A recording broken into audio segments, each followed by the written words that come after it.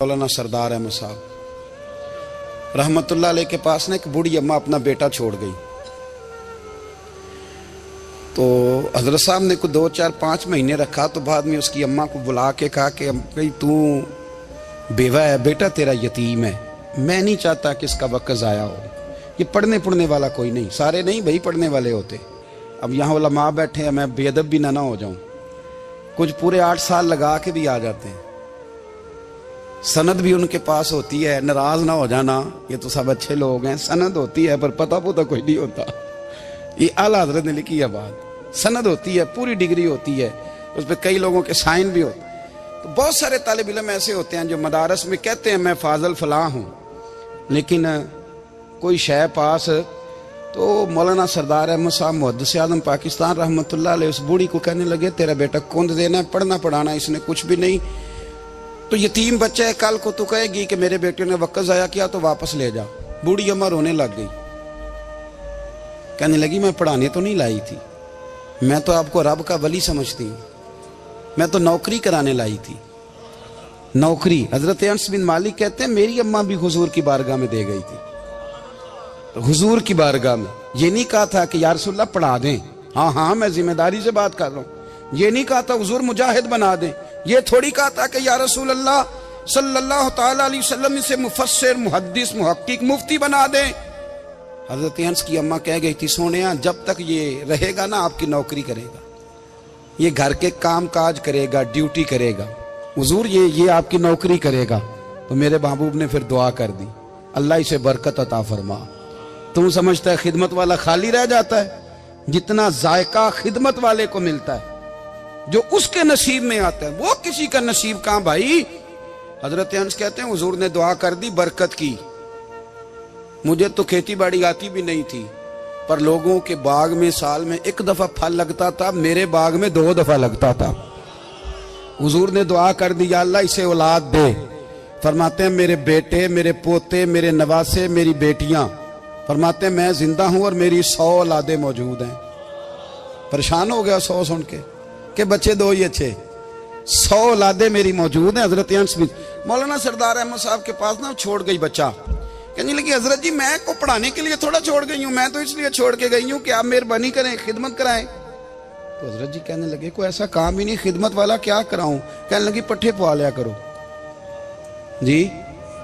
हूँ लड़ पेंदे ने, कहने ने बच्चे काम कर दें मदरसे का।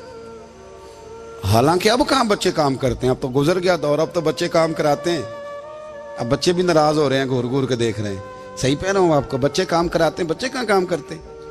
कहने लगी ये चारा डाले करेगा आपकी भैंसों को। तो हजरत ने उसको कहा कि बीबी चारा मेरी भैंसों को डालने के लिए मैंने बंदा रखा हुआ है, तो तू जा ले जा। कहने लगी हाथ बांध के हुजूर मेहरबानी करें रख ले, चारा डालेगा। और पुत्र तवज्जो से चारा डालना हजरत की भैंसों को।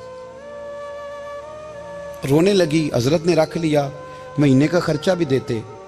शाम को ना वो सारा दिन काम करता, शाम को आके पैरों में भी बैठ जाता, हजरत जी लाएं तेल थोड़ा सा, पैर ना दबा दूं। 8 साल साथ वाले पढ़ते रहे, ये बेचारा नौकरी करता रहा। मेरा रूप भी नहीं ते मेरा रंग भी नहीं, और मैनू यार मनान दा टंग भी नहीं। कभी कभी ना हजरत बिलाल हबशी फारग होते ना, तो नबी पाक की बारगाह में अर्ज करते हुजूर कोई काम तो नहीं, सारे हो गए, हुजूर जाऊं जरा, चले जाते। एक दिन सलमान फारसी कहने लगे या रसूलल्लाह ये बिलाल कहाँ जाता है। फरमाया जा देख के तो आ। हजरत सलमान वापस आए तो आके रोने लगे, कहने लगे सोनिया जब यहाँ से जाता है ना तो जाके सैयदा फातिमा की चक्की पीसनी शुरू कर देता, बीबी साहबा के काम करने लगता है, घर में जाके असनैन की ड्यूटी करता है, वहां भी काम यहाँ भी काम। वो चारा डालता रहा, उसने चारा डाला। हजरत मुहद्दिस आज़म की भैंसों को दस्तारे फजीलत का वक्त आ गया, सारे पगड़ियां सजा के आ गए, आज दस्तार होगी। ये ना पीछे होके बैठ गया, चूंकि पढ़ा ही नहीं था तो दस्तार काहे की, दस्तार तो उसकी जो पढ़ेगा। हमने तो पढ़ा ही नहीं, हमने तो यार पढ़ा, घर पढ़ा, ड्यूटी करी। हजरत मुहद्दिस आज़म रहमतुल्लाह अलैह के यहाँ जब ऐलान होने लगा ना कि अब दस्तार होगी, तो हजरत ने पहला ऐलान उसका फरमाया। तो मत जान ला बंदा कपड़े भी कदी कदी बदलता है ना। वो कहते जिस हाल में भी था मैं पलट के देखने लगा कि पड़ा पड़ा है तो है, कोई शय नहीं। तो ये माजरा क्या है।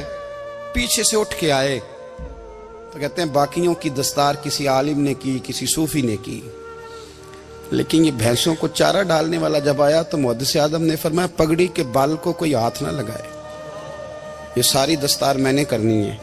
और फरमाते हैं हजरत बाल भी देते जाते थे और आंसू भी बहाते जाते थे, माथा भी चूमते थे और फरमाते थे दस्तार के बाद चला तो नहीं जाएगा यार, मुझे तो इबादत भी नहीं रह गई, मुझे तो चाबियों को भी नहीं पता कौन सी कहाँ रहती है, जाएगा तो नहीं तू? तो रो पड़ा, कहने लगा सोनिया जाए तो वो जिसके पल्ले कुछ है हो, आता जाता तो है कुछ नहीं, मुझे किसने रखना है, मैंने कहाँ जाना है, इधर कहाँ, तो इधर ही रहूंगा। वो उस तालिब इल्म के सारे उस्ताद भाई कहते हैं उसने दस्तार कराई, पढ़ा पढ़ाया कुछ नहीं, पर जो मसला अड़ जाता था ना, वो जो अड़ जाता था ना, वो जाके उससे पूछते थे तो किताबें खोलने की जरूरत नहीं पड़ती थी। मौलाना अमजद अली साहब आजमी रहमतुल्लाह अलैह फरमाते हैं यकदम आला हजरत का दरवाजा खुला, ये भी मेरे आला हजरत की जिंदगी है, इसे भी देख, यकदम दरवाजा खुला तो बूढ़े इमाम के पैरों में जूता कोई नहीं और आला हजरत सर पट दौड़े। मैं करीब गया, मैंने कहा हुजूर मैं सदके जाऊं, कहां जा रहे हो? कहने लगे किसी ने बताया मेरा मुर्शद का बेटा रेलवे स्टेशन से गुजरने वाला है, अमजद अली देर न कर यार, कहीं शहजादा नाराज ना हो जाए, मेरे मुर्शद का बेटा, मेरे शेख का पोता, यार जरा जल्दी कर। कहते हैं आला हजरत दौड़े रेलवे स्टेशन पे, उन्हें अगर फतवे लिखने आते थे किल के रजा है खंजरे खूंखार बरकबार, तो वो ये भी कहा करते थे कैसे आकाओं का बंदा हूं रजा, बोल बाले मेरी सरकारों के। दौड़े गए रेलवे स्टेशन पे और बूढ़े शेख सदरुल शरिया कहते हैं मैंने कहा हुजूर मैं ना चला जाऊं? कहने लगे ना पुत्र, मैंने बड़ा नमक खाया उस घर का, मैंने बड़ी नौकरी करी है, मेरी अपनी ड्यूटी है, तुम्हारी तो नहीं ना। मेरे शेख फरमाते रेलवे स्टेशन पे हजरत खड़े हैं तो एक मुसाफिर उतरता, उसके करीब जाते अदब से सलाम लेते तो कहते मारेरा शरीफ से तो नहीं कोई आया? कहते वो मुसाफिर गुजर जाता, दूसरा आता तो फिर करीब जाते, कहते वो उसके आस्थाने से तो नहीं आए, उधर से तो नहीं कोई आया। कहते सारे गुजर गए, जिन मुसाफिरों ने उतरना था उतर गए, ट्रेन चल पड़ी। तो मैंने कहा हुजूर किसी ने आपको गलत इत्तला दी थी, शहजादे तो आए नहीं। कहने लगे यार इत्तला गलत थी या ठीक थी, पर यहाँ तक आने का मजा बड़ा है। आप समझ सकते हैं आला हजरत के दो बेटे हैं, हुज्जतुल इस्लाम मौलाना हामिद रजा खान साहब और मुफ्ती आज़म आलम इस्लाम, दोनों शहजादे इतने बड़े शहजादे थे कि दोनों अपने अपने वक्त के सबसे बड़े मुफ्ती हुए। ये भी तो मेरे आला हजरत है ना, इसको भी तो जरा समझो ना। खुशकी और फिर खुशकी और फिर खुशकी। एक दिन पीर साहब ने कहा, नूरी मियाँ साहब, क्या अहमद रजा यार वो भैंसें रखी हुई हैं तो उनको ना गीदड़ आके तंग करते हैं, तो दो कुत्ते मिल जाए ना कभी, तो चलो रात को पहरेदारी करेंगे, दो कुत्ते मिल जाएं। मैं अक्सर सोचता हूं कि आला हजरत तो आलिम थे, उनका कुत्तों से क्या लेना देना। हजरत जी आपने कुत्तों की बात करनी थी तो किसी दुनियादार से करते, दो कुत्ते मिल जाएं तो जरा जानवरों की देखभाल करेंगे। फरमाया हुजूर सवेरे ही आ जाएंगे। भाई आपका तो ये शुगर ही नहीं, तो आप कहां से लाएंगे? दिन चढ़ा तो दोनों बेटों के गले में रस्सियां डाली। आला हजरत को सिर्फ आप फतवे की रोशनी में देखते हैं, आपको उस शख्स के दर्द का नहीं पता, उसके जायके का नहीं पता, वो किस स्टेज का आदमी है, स्टेटस क्या है तरीकत में, शरीयत में, इश्क में। दोनों शहजादों के गलों में रस्सियां और पकड़ा हुआ है। तो नूरी मियाँ साहब कहते हैं मैं चारपाई पे बैठा था तो नीचे बिठाल दिए दोनों बच्चे, मैं उठ के खड़ा हो गया। मैंने कहा मौलाना ये क्या? कहने लगे हुजूर ड्यूटी भी करेंगे और रोटी भी नहीं मांगेंगे। जिन्हां तना विच इश्क न रचिया कुत्ते ना थी चंगे, मालक देकर राखी कर दे साबर भुखे नंगे। किधर गया ज़ौक़, किधर गया वो दर्द? और फिर जब बारी आई रसूलुल्लाह के प्यार की, जब बारी आई नबी पाक की मोहब्बत की, तो फिर फाजिल बरेलवी का कद अगर लिखने में कमाल है ना, तो महबूब के प्यार करने में भी कमाल है। उन्होंने ना सारी जिंदगी, यानी सारी जिंदगी ये कह के गुजार दी कि इश्क तेरे सदके जलने से छुटे सस्ते, जो आग बुझा देगी वो आग लगाई है। एक सैयद साहब थे, मकान बन रहा था आला हजरत का, तो सामने ना बिल्कुल लाइब्रेरी थी। तो जब मकान बन रहा होता है तो तब सारे मिस्त्री मजदूर अंदर ही होते हैं, तो सबका आना जाना था, सब लोग आते जाते थे बिला झिझक। तो वो सैयद साहब भी एक दिन आ गए, सामने लाइब्रेरी में मिले, फिर चले गए। कुछ दिनों के बाद घर मुकम्मल हो गया, अब औरतें भी आ गईं। तो शाह जी को पता नहीं था, वो पुराना ही माहौल समझ के ना, मौलाना जफरुद्दीन बिहारी कहते हैं पुराना ही माहौल समझ के तो अंदर आ गए।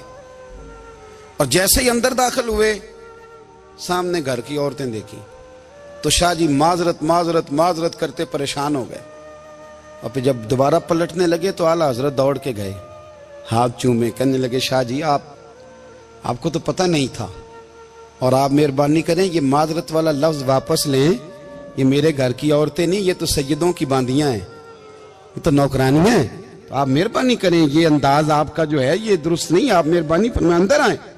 और फिर सारे खानदान को लेके पर्दे के पीछे खड़ा किया और कहने लगे शाह जी को गलती लग गई, उन्होंने हमसे माजरत की, अब हम सारे मिलके उनसे माजरत करेंगे, इसलिए कि ये रसूलुल्लाह का खानदान। यार थोड़ा बहुत दो चार लफ्ज जिस बंदे को आ जाए ना, दो चार लफ्ज, मैं जाती तौर पे ना आपको पता है, मैं तो नात खानों से तो हमारी बनती नहीं, बहुत सारे नात खान तो हमें वैसे ही नहीं। मैं कहता हूँ नात आने दे जाने का नाम नहीं, नात तो कलाम का नाम है। किसी बुजुर्ग की बात पढ़ो, कुछ मतलब उसमें कुछ ज़ौक़ हो, कुछ दर्द हो, ये क्या बात हुई जो आजकल काम शुरू है। लेकिन आपको पता है हम नात खां की भी इज्जत करते हैं। मैं जिस नात खां से नात सुनता हूँ, मैं दिल की कल्ब की गहराई से उसका हया करता हूँ, मैं इकराम करता हूँ, अल्लाह जानता, मैं एहसास देता हूँ, इसलिए कि मैं समझता हूँ ये जब बोलता है ना तो मुझे मदीने वाले की याद आती है, ये नबी करीम की याद दिलाता है, तो इसका एहसास है। आला हजरत फाजिल बरेलवी रहमतुल्लाह ताला अलैह ने नबी करीम से मोहब्बत की और हुजूर सैयद आलम सल्लल्लाहु अलैहि वसल्लम से ताल्लुक़ रखने वाली हर शय से मोहब्बत की। उन्होंने अपने ज़ौक़ को कभी फीका नहीं पड़ने दिया। सारी ज़िंदगी रसूलुल्लाह सल्लल्लाहु अलैहि वसल्लम का प्यार। थोड़े दो चार लफ्ज़ मेरी तरह किसी शख्स को आ जाएं तो वो अदब अदाब के दायरों से निकल जाता है। वो हर चीज़ को किलो काल के जायके में रखता है। इसलिए मुल्ला रूमी फरमाया करते थे, सेठ आदमी हो ना, जेब में पैसे हो तो उसका पीर कोई नहीं होता। अगर कोई ओहदा मिल जाए, बंदा किसी दर्जे पे पहुंच जाए तो उस बंदे का भी मुर्शद है, और अगर चार लफ्ज पढ़ जाए तो अक्सर मेरी तरह के बंदे खलीफे होते हैं, मुरीद नहीं होते। नाराज तो नहीं हो गए आप लोग? मेरी तरह के लोग ना खलीफे होते हैं, बताते हैं 14 जगह का खलीफा हूं तो सवाल ये है कि गुलाम किसका है? मेरी खिलाफतें। ओ खुदा के बंदे, गुलामी असल चीज है। आला हजरत फाजिल बरेलवी रहमतुल्लाह ताला अलैह ना लोगों से पूछते, जब कोई मदीने से आता, मक्के से आता, हज करके आता तो पूछते मदीने गए थे? सदरुल शरिया रहमतुल्लाह अलैह फरमाते हैं, किसी ने कान में आके कहा हुजूर वो मोची हज करके आया। पक्की बात है हुजूर? हाँ। फरमाया चलो चलें। हजरत जी वो लिखना नहीं, तो मैं आके देखते हैं। हजरत मेहमान, ओए आके देखते हैं। कहते दौड़ने लगे, वो जूते गांठ रहा था। जाके पूछा हज करके आए हो? कहा हाँ, मदीना शरीफ गए थे। वो जिस बंदे के पास लोग तारीखें लेने जाएं तो टाइम ना मिले, भाई आज मदीने गए थे? कहने लगा जी बड़ा करम किया सरकार ने, मैं तो 1.5 महीना रह के आया हूं। कहते हैं जुब्बा कहीं, पगड़ी कहीं, कलम कहीं, शागिर्द कहीं, मुरीद कहीं, और अंदर नहीं, हुजरे के अंदर छुप के किसी की तादीम नहीं, चौक में मोची जूते गांठने वाला दुनिया देख रही है। आला हजरत झुके और मोची के पैर चूमने शुरू कर दिए। लोग पकड़ दें, हुजूर ये क्या? वो भी पैर करने लगे, पीछे हट जाओ। ये वो कदम है जो मेरे मुस्तफा करीम के दरे दौलत से होके आए। हरम की जमीन और कदम रख के चलना, अरे सर का मौका है वो जाने वाले। ये जायका, ये दर्द। तो आला हजरत ने ना ज़ौक़ वाली जिंदगी गुजारी, अदब वाली जिंदगी गुजारी, प्रेम वाला वक्त गुजारा, इश्क वाला वक्त गुजारा। हजरत बिलाल हबशी कभी सिपा सालार बने थे किसी जंग में, किसी सूबे के गवर्नर बने हो? बोलो तो सही यार। उनका तारुफ क्या था? नबी करीम के गुलाम। हुजूर के ना जो जाती मामलात थे ना, 20 अंसारी नौजवान थे जो हर वक्त नबी पाक के पास खड़े रहते थे कि हुजूर को हुक्म करें। 20 और 34 से लेकर 40 तक गुलाम हर वक्त हुजूर की बारगाह में रहते। हजरत बिलाल हुजूर के जाती मामलात की खिदमत करते थे। कोई ऐसी वो जो तबलीग की या दावत की या जंग की या जिहाद की कोई ड्यूटी नहीं वो करते थे, जाती खिदमत सरकार की। हजरत उमर फारूक वो शख्स हैं कि जिन्होंने कभी किसी बंदे को खातर में नहीं लाए वो। लेकिन जब हजरत बिलाल आते थे ना तो जनाब उमर उठ के खड़े होते थे, कुर्सी छोड़ते थे और फिर एक नारा लगाते थे, कहते थे या बिलाल अंता सैयदुना, बिलाल तू हमारा सरदार है यार, तू हमारा। यानी इश्क का ज़ौक पूरा करना उन्हें भी आता था। इसलिए मेरा मशवरा है, मेरी राय है, और जो मेरा हुक्म मानने वाले हैं उनके लिए मेरा हुक्म है कि ज़ौक ना कभी भी खराब करना, कभी भी ना ज़ौक ना खराब करना, अपना लुत्फ। मैंने कई दफ़ा, मैं पहली दफ़ा मदीना शरीफ हाजिर हुआ तो एक बाबा जी मेरे आगे आगे थे, तो उनको ना धक्के मार रहा था। वो सामने खड़े होते हैं ना, अल्लाह खैर फरमाए, अपनी अपनी ड्यूटियां ना, उनकी भी एक ड्यूटी है ना जी।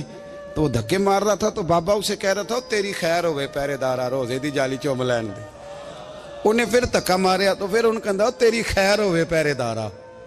मैंने, वो बिल्कुल अनपढ़ बाबा जी थे पर मुझे उन्होंने बहुत बड़ी बात समझा दी, मैंने उनसे बड़ा सीखा, मिंबर पे जिक्र कर रहा हूं। वो तीसरी दफा फिर धक्का मारा, तेरी खैर होवे पहरेदारा, रोजे दी जाली। तो बाबा जी बाहर निकल आए तो मैं भी पीछे निकल आया। तो मैंने कहा बाबा जी यहाँ कुछ इन्होंने बांग्लादेशी और हिंदुस्तानी भी रखे हुए हैं, पर ये तो अरबी था खालस। ਉਹਨੂੰ ਕਦੋਂ ਤੁਹਾਡੀ भी समझ ਆਉਂਦੀ ਸੀ? ਤੁਸੀਂ ਪੰਜਾਬੀ ਦਾ ਸ਼ੇਰ ਸੁਣਾਈ ਜਾ ਰਹੇ ਹੋ। ਕਹਿੰਦੇ ਪੁੱਤਰ ਮੈਨੂੰ ਵੀ ਪਤਾ ਹੈ ਉਹਨੂੰ ਨਹੀਂ ਸਮਝ ਆ ਰਹੀ, ਪਰ ਮੈਂ ਤੇ ਆਪਣਾ ਰਾਂਝਾ ਪੈ ਰਾਜ਼ੀ ਕਰਦਾ ਸਾਂ। ਮੈਨੂੰ ਪਤਾ ਹੈ ਉਹਨੂੰ ਕਾ ਉਹ ਯਾਰ ਅਸੀਂ ਰਾਂਝਾ ਵੀ ਤੇ ਰਾਜ਼ੀ करना है कि नहीं, कि सारी जिंदगी कीलो काल के झगड़े में पड़े रहना है। ऐ इश्क तेरे सदके जलने से छुटे सस्ते, जो आग बुझा देगी वो। और एक जगह पे आला हजरत कहते हैं जान दे दी वादा दीदार पर, हमने जान दे दी। हाँ, खाली उसने वादा किया था कि आऊंगा, आया नहीं था, पर जान हमने पहले दे दी। तो इसलिए ना ज़ौक, शौक, प्यार, वारफ्तगी, मोहब्बत असातिज़ा के लिए, बुजुर्गों के लिए, उलमा के लिए, मशाइख के लिए, बड़ों के लिए, ना ज़ौक ना कभी ख़राब होने पाए। अल्लाह आपको सलामत रखे। और कुछ दुआएं मैंने दे दी हैं, कुछ अल्लाह जानता है मेरे दिल में हैं, वो मैं देता रहता हूँ। अल्लाह आपको हमेशा शाद व आबाद फरमाए।